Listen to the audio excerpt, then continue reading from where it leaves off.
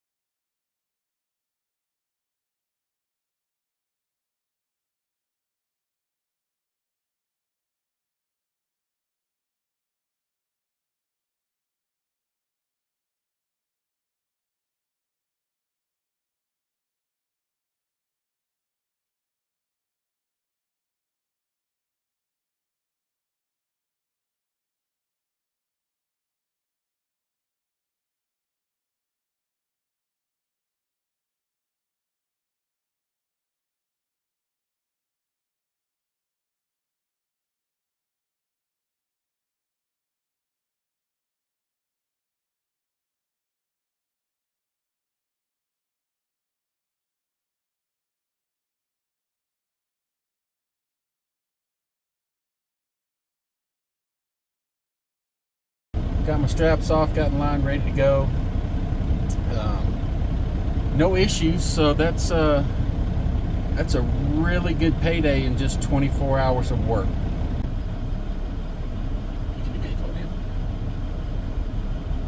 There you go, you got it.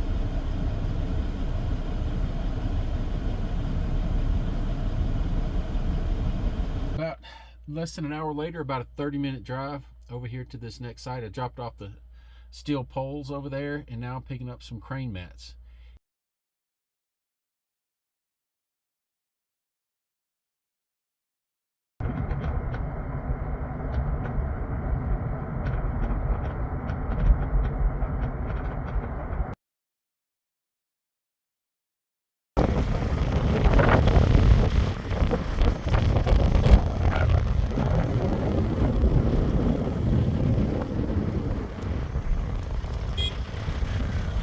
Well, this sucks.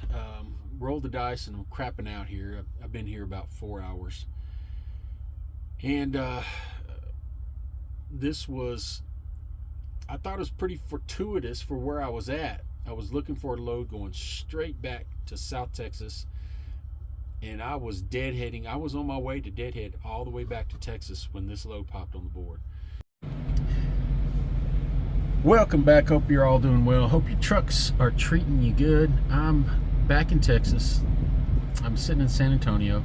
It took me like 40 minutes to find a parking spot. All the truck stops around here fill up quick. But it was a good week. It was a bad week. It could have been a whole lot better. Could have been a whole lot worse. So I'm not going to complain about it, but I'm going to tell you about it. So in a way, I guess I'm complaining when I get to the bad part. Anyway, so started out the week, I left the house on a Monday morning, well, mid-morning, picked up a load, brought it over here towards San Antonio. On the way, I got a call from an agent saying, hey, I got a load in Texas, are you available?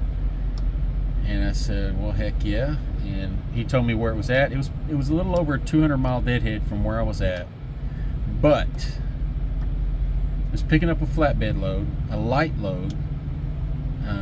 It was paying over $4 a mile, and I would have the use of the trailer as a loadout to get back. So I jumped on it. I said, heck yeah, I'll do it. So I wasted most of the day on Tuesday. All I did was deliver a load on Tuesday morning, and deadhead over and got ready for Wednesday morning. So I got over that first load I'll put it up here, but the flatbed load was 2 steel towers, very light, very easy to secure.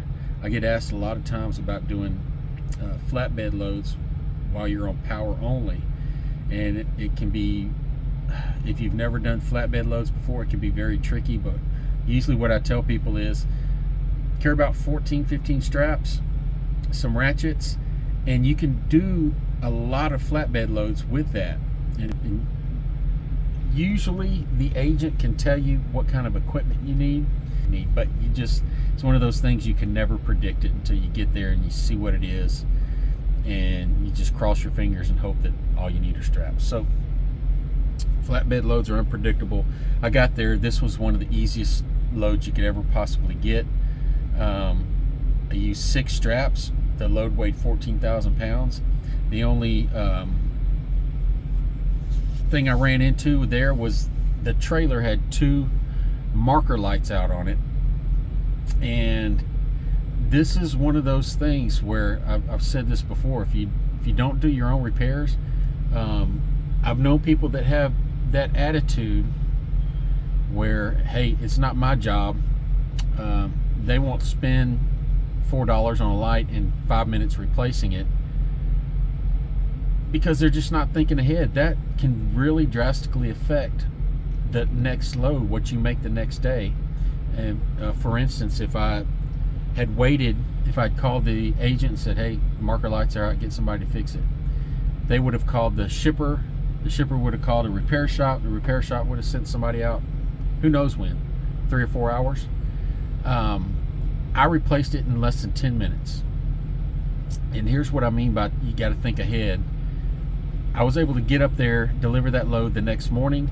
I picked up my next load. Normally, when you get up in that, Colorado area, you got to be ready to deadhead, 200-300 miles for the next load.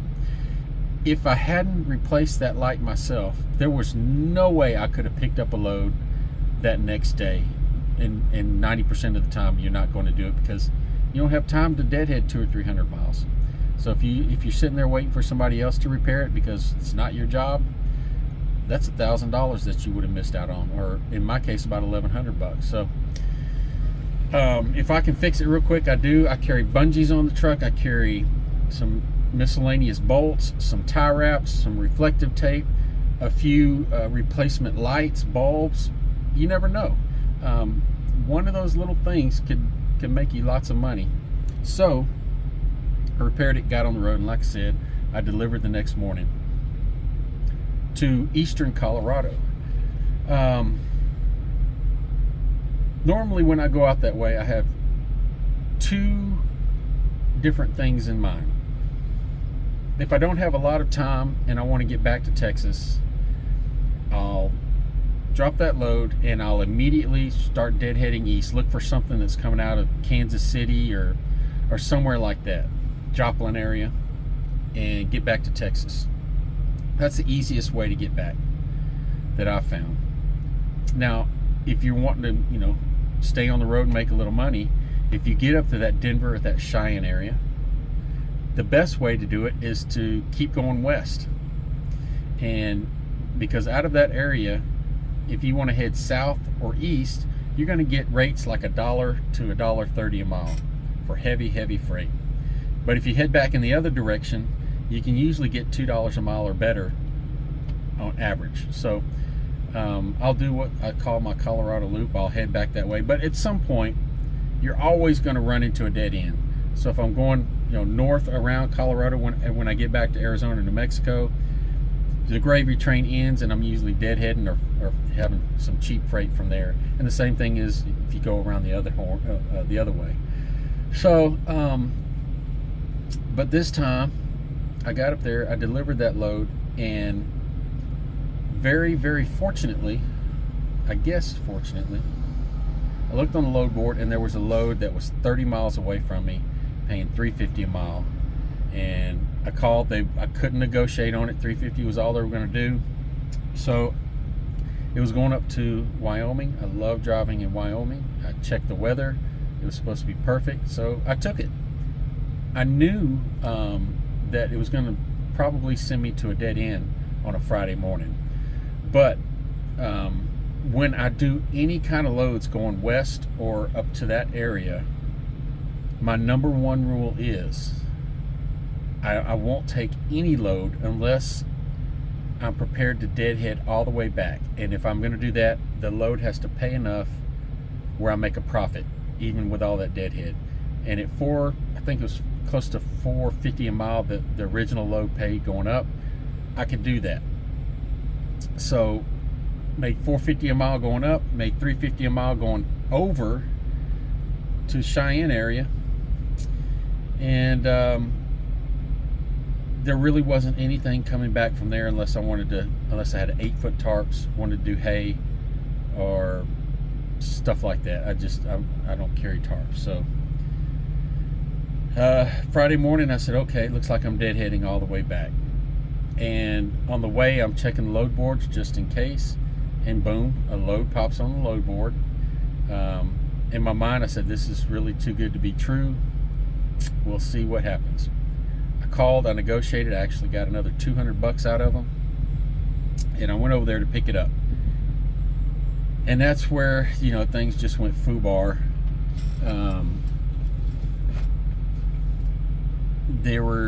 When I got there were 2 trucks in front of me. The first truck was being loaded. It ended up taking that first truck a little over 4 hours to get loaded. There was one forklift driver, and this is a big rail yard supply. So he was loading one piece of rail at a time onto this truck. So the first truck gets loaded, the truck in front of me pulls up. It's about an hour before dark, and after dark, and right at the 2-hour mark, I look over and this truck has one piece of rail on it. And I thought, well, something is definitely going on. At that point, everybody in the office, everybody at this place had left except for the forklift driver. So about another hour rolls by, and I can't see anything out there because it's dark now, and they don't even have the yard lit well at all. So this forklift driver's driving around this place, getting one piece at a time in the dark. But when I looked up, I saw the driver jogging back toward me, and I was parked right at the office.